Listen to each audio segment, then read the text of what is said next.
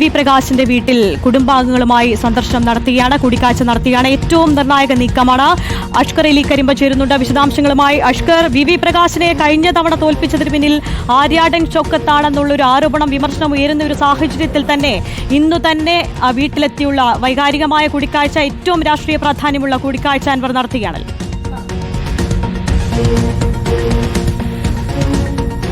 തീർച്ചയായും അങ്ങനെ തന്നെയാണ്. കാരണം ആ നാമനിർദ്ദേശ പത്രിക സമർപ്പിക്കാൻ പോകുന്നതിന് തൊട്ട് മുമ്പ് പി വി അൻവർ നടത്തിയ വാർത്താ സമ്മേളനത്തിൽ ഏറ്റവും പ്രധാനമായി ഉന്നയിച്ച ഒരു വിഷയം, ഇല്ലെങ്കിൽ ഗുരുതരമായ ആരോപണമായിരുന്നു അത്. കാരണം 2021 തെരഞ്ഞെടുപ്പിൽ വി പ്രകാശിൻ്റെ പരാജയത്തിലേക്ക് വഴിവെച്ചത് ആര്യാടൻ ചോക്കുത്തിൻ്റെ ഇടപെടലാണ് എന്നാണ് പി വി അൻവർ ഉന്നയിക്കുന്ന ആരോപണം. സമാനമായ രീതിയിൽ തന്നെ അന്ന് ആര്യാടൻ ചോക്കുത്ത് നൽകിയ പ്രഷറും സമ്മർദ്ദവും അത് തന്നെയാണ് വി പ്രകാശിൻ്റെ മരണത്തിലേക്ക് നയിച്ചത് എന്നുള്ള അത്യധികം ഗുരുതരമായ ആരോപണം കൂടി ഇന്ന് പി വി അൻവർ ഉന്നയിക്കുകയും ചെയ്തിരുന്നു. അതിനുശേഷം ഇന്ന് വരെ UDF സ്ഥാനാർത്ഥി വി പ്രകാശിൻ്റെ വീട്ടിൽ പോയിട്ടില്ല എന്നുള്ളതും പോകാൻ വേണ്ടി താൻ വെല്ലുവിളിക്കുന്നു എന്നുള്ള വെല്ലുവിളി പ്രഖ്യാപനമൊക്കെ തന്നെ പി വി അൻവർ നടത്തുകയും ചെയ്തിരുന്നു. അതിനുശേഷമാണ് ഇപ്പോൾ UDF സ്ഥാനാർത്ഥി എത്തുന്നതിന് മുമ്പായി നാമനിർദ്ദേശ പത്രിക സമർപ്പിച്ച ശേഷം തൻ്റെ ആദ്യ വോട്ട് നേടാനായി മണ്ഡലത്തിലെ വോട്ടർമാർ കൂടിയായിട്ടുള്ള വി പ്രകാശിൻ്റെ എടക്കരയിലുള്ള വീട്ടിലെത്തി കുടുംബത്തെ ഇപ്പോൾ പി വി അൻവർ സന്ദർശിക്കുന്നത്. വി പ്രകാശിൻ്റെ ഭാര്യ സ്മിത പ്രകാശ്, അതുപോലെ തന്നെ മക്കൾ, അതുപോലെ തന്നെ ഭാര്യയുടെ മാതാപിതാക്കൾ അടക്കമുള്ളവരാണ് വീട്ടിലുള്ളത്. അവരെത്തിയാണ് ഇപ്പോൾ പി വി അൻവർ വോട്ട് അഭ്യർത്ഥിക്കുന്നത്. ഇപ്പോഴും അതിനകത്ത് ആ കുടുംബവുമായി പി വി അൻവർ കൂടിക്കാഴ്ച നടത്തുന്നു, വോട്ടഭ്യർത്ഥന നടത്തുന്നു.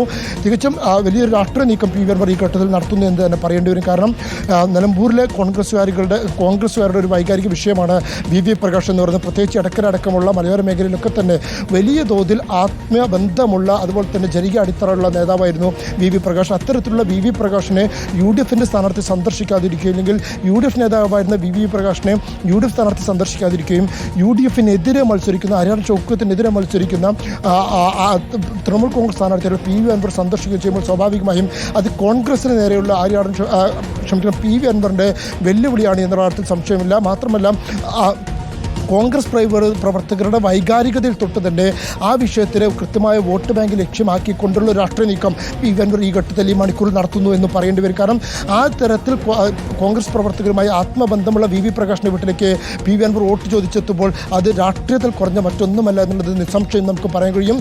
നിലമ്പൂർ തെരഞ്ഞെടുപ്പ് ഫലത്തെ പോലും സ്വാധീനിക്കാൻ കഴിയുന്ന തരത്തിലുള്ള നീക്കങ്ങളാണ് ഇപ്പോൾ പി വി അൻവർ നടത്തിക്കൊണ്ടിരിക്കുന്നത്. അത്തരത്തിലുള്ള കോൺഗ്രസിൻ്റെ UDFനകത്തെ ഭിന്നതകളെ പരമാവധി മുതലെടുക്കാനുള്ള ശ്രമം പി വി അൻവർ ആദ്യം മുതൽ തന്നെ നടത്തുന്നുണ്ട്. പി വി അൻവർ വാർത്താ സമ്മേളനങ്ങളടക്കം ആ വിഭാഗീയതയും ഉയർത്തി കാണിച്ചുകൊണ്ടുള്ള വാർത്താ സമ്മേളനങ്ങൾ തന്നെയാണ് പി വി അൻവർ നടത്തുന്നത്. കൃത്യമായി താൻ ലക്ഷ്യം വയ്ക്കുന്ന വോട്ടുകൾ ഏതൊക്കെയാണ്, തൻ്റെ വോട്ട് ബാങ്കുകൾ ഏതൊക്കെയാണെന്ന് പി വി അൻവറിൻ്റെ പ്രചാരണത്തിൽ കൃത്യമായി നമുക്ക് മനസ്സിലാക്കാൻ കഴിയും. ആ രീതിയിൽ പി വി അൻവർ മുന്നോട്ട് പോകുന്നു. അതിൻ്റെ ആദ്യത്തെ ചുവടുപടിയാണ് നാമനിർദ്ദേശ പത്രിക സമർപ്പിച്ച് ആദ്യം തന്നെ പി വി അൻവർ വോട്ട് തൊടാനെത്തുന്ന വീട് എന്ന് പറയുന്നത് വി പ്രകാശിൻ്റെ വീടായി മാറിയത്. അത് യാദൃച്ഛികമല്ലാതെ ഒരു കൃത്യമായ രാഷ്ട്രീയ നീക്കം തന്നെയാണ്. എന്തായാലും ഏകദേശം 15 മിനിറ്റിലധികമായി ഇപ്പോൾ പി വി അൻവർ ഈ കൂടിക്കാഴ്ച തുടർന്നു, വോട്ടഭ്യർത്ഥന തുടർന്നു. അല്പസമയത്തിന് തന്നെ പുറത്തിറങ്ങുന്ന ഘട്ടത്തിൽ പി വി അൻവറിൻ്റെ പ്രതികരണം നമ്മൾ പ്രതീക്ഷിക്കുന്നുണ്ട്.